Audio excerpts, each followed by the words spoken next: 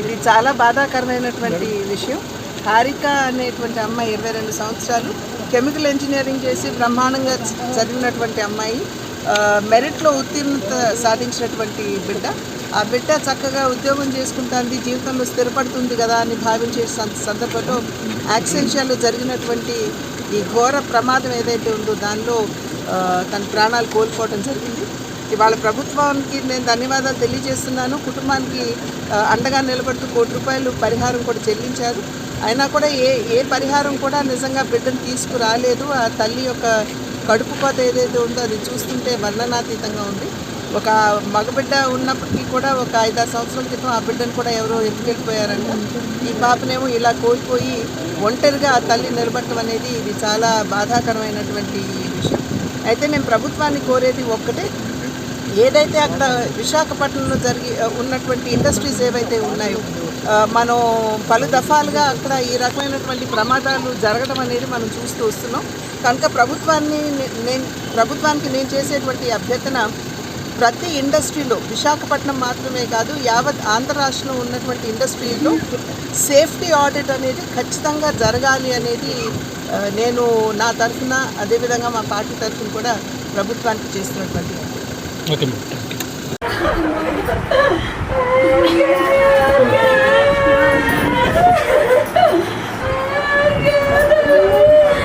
మీరు అలా బాధపడుతున్నారని మేడం గారు ప్రత్యేకంగా వచ్చారమ్మా బాబు కోసం.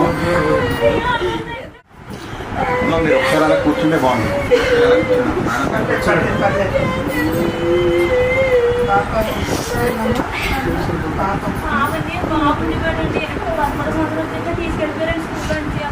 ఎవరు తీసుకెళ్ళారమ్మా?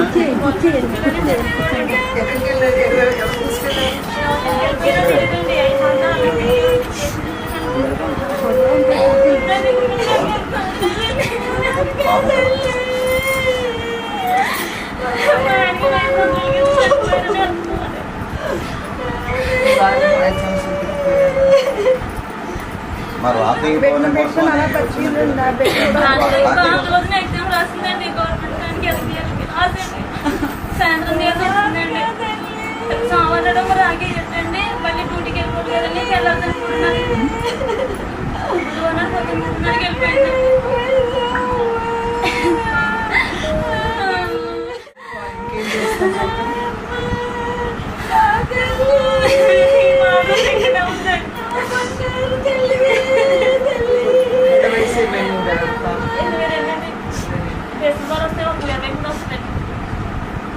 ఇక్కడే అయిందండి 2 సంవత్సరాలు నీళ్ళు ఉందండి ఇంట్లో. అక్కడ ప్రిపరేట్లు అయిపోయిందండి. అయిపోయినట్టే ఇంకా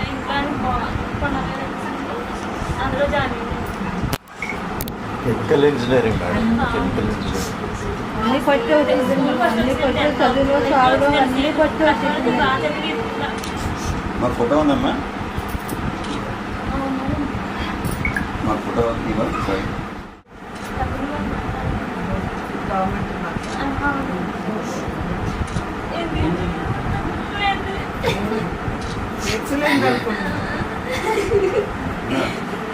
బంగారు బొమ్మలాగా ఉంది బాబు, బంగారు బొమ్మ అండి.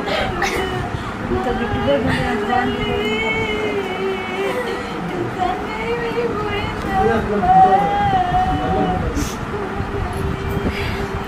అలాగే ఉందండి.